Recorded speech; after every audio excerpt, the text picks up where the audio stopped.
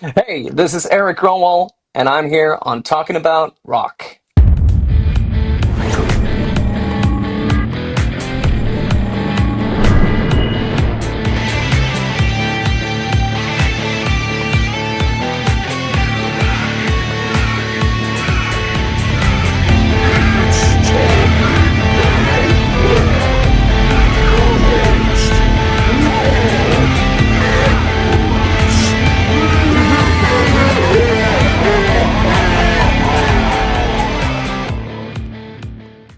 Okay, today's guest is a Grammy-nominated vocalist whose versatility has taken him from Swedish stages to stages around the world. He's known for his work with Skid Row, Heat, and the legendary Michael Schenker. Let's welcome to the show, Erik Grönwall. Erik, how are you, my friend? Thank you very much. Thank you. I'm good, man. How are you? Doing well, doing well. So it's the new album here we're here to talk about with you, Bad Bones, scheduled to drop May 22nd. And Yes, sir. latest single, Praying for a Miracle, is out now, man. Sounding great. Thank you very much. Thank you. Yeah, I'm really happy with this album, and it's been a long, a somewhat long process putting it together, and just something I had to do for me, and yeah, I'm proud of it. Yeah, this is your first completely original solo album, right? Yeah, I would say so. I mean, I did.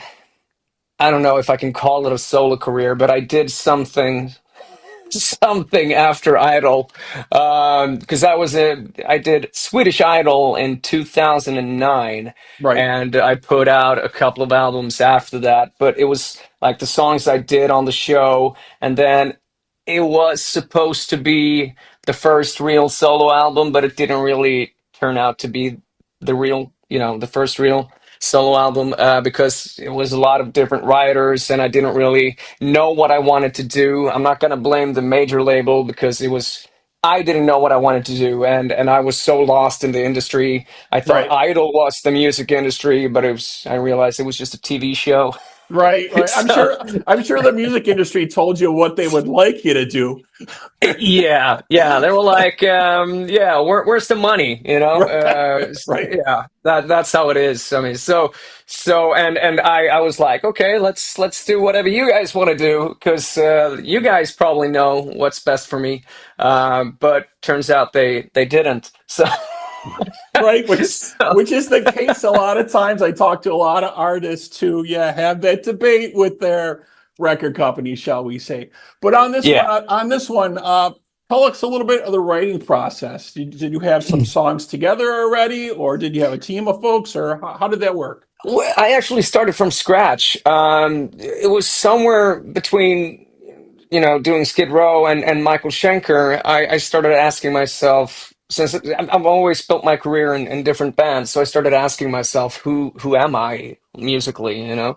and so I wanted to find out and started like a soul searching journey, just going back to the music I grew up listening to, which was the 50s and 60s music.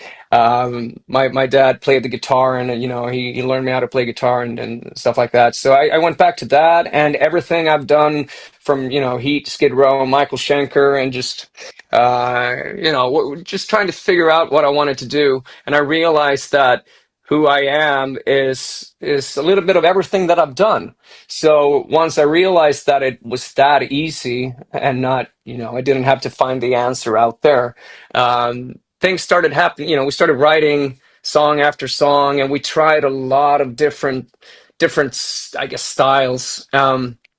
And we were okay with telling each other. When I say we, it was mainly me, my buddy Jonah T, and the producer Fredrik Tomander.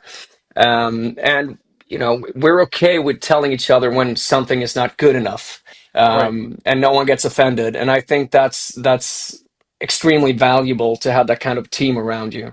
So I kind of lost the love for songwriting after my time with Heat, and I didn't do it for a long time. But now I feel like I'm never gonna let it go because it took a long time to get it back, to get that kind of, I don't know, thinking or feeling back.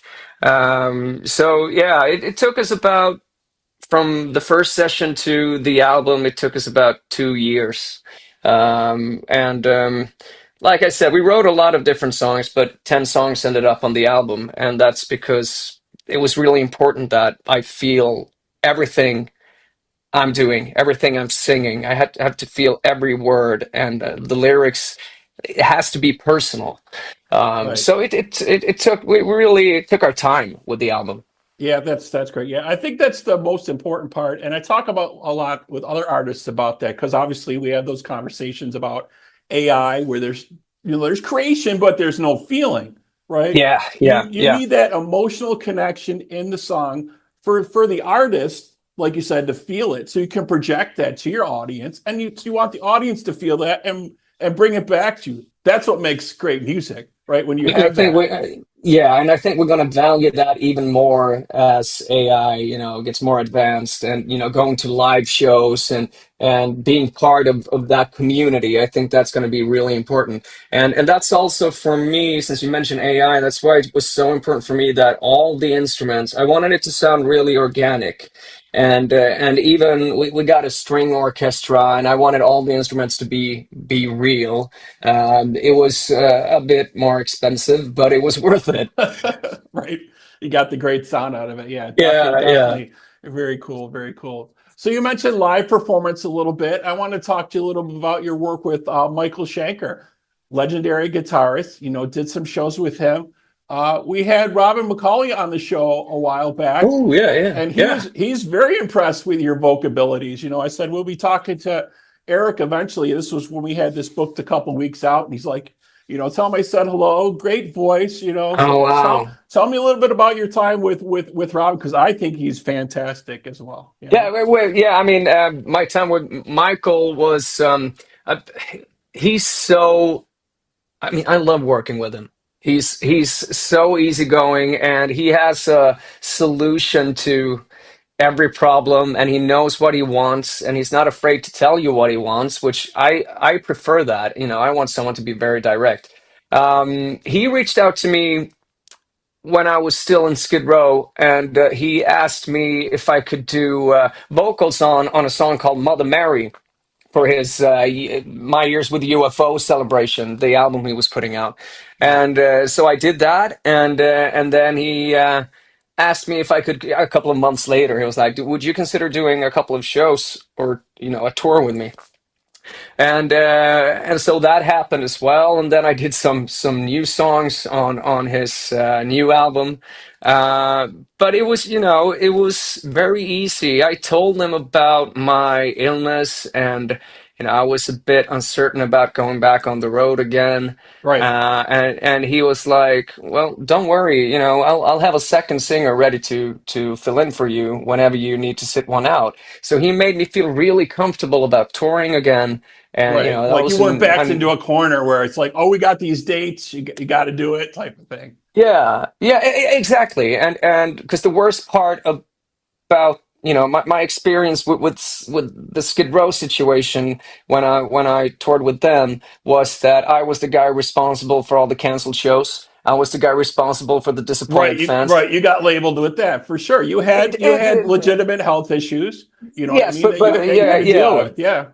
Yeah, but it's the worst position to be in. I Right. hated being in that position. I remember one time in New Right. York we had to cancel a show, and I was just I felt like I actually I started crying on the tour bus. I can't, I'm so sorry, guys, but I just can't do this, And Right. it's the worst position to be in.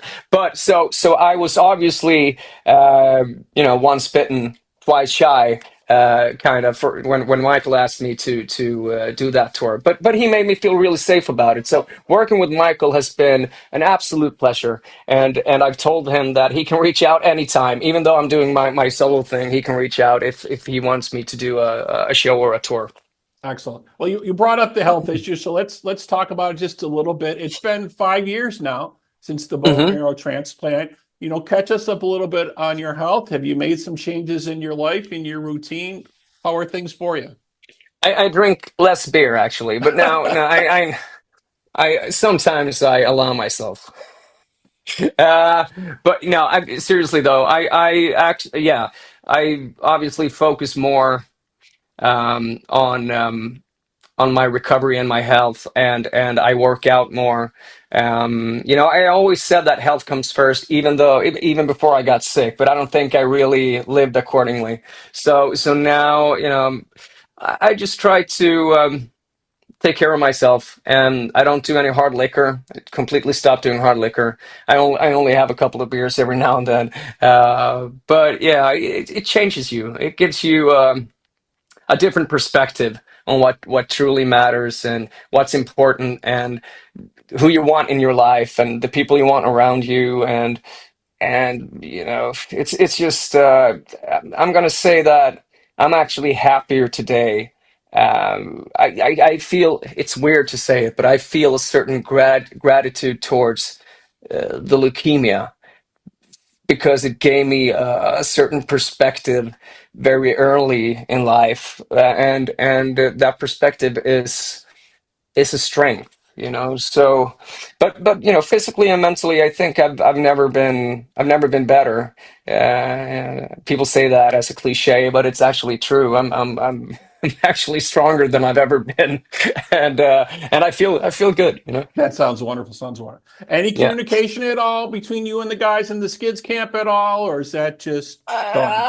Not much. I texted a bit with Snake when I was on the Michael Schenker tour, and he always texts me back. He's such a great guy. But that's So, pretty much it. so a little bit of communication. That's A little always bit good of to hear. communication, absolutely. Yeah, yeah. So yeah, but I really, Snake is a wonderful person. I love him. Yeah, just a talented guy for sure. So let's talk about dates. You got dates coming up. Obviously, you're hitting a lot of dates starting out in Sweden. I don't know if you have any of those dates to go through with us. We could check some of that out here if you have some of that listed. Looks like Let's you. see. I can go to my page here. Yeah, I've got 1, 2, 3, 4, 5, 6, 7, 8, 9, 10, 11, 12 shows this year. We're starting with 2 shows in Sweden, 2 sold-out shows in Stockholm. I'm mainly doing shows in Sweden, actually. There's just doing 1 show in Finland, and but other than that, it's just focused on Sweden. And I feel like it's a good start. I'm putting a new band together, a new show together. So I'm not in a rush to do any more shows, but I also feel like now, after the Michael Schenker experience, I feel safe about going out again. So I want to do more shows, and I want to hopefully next year do more festivals. But I think this is a good start.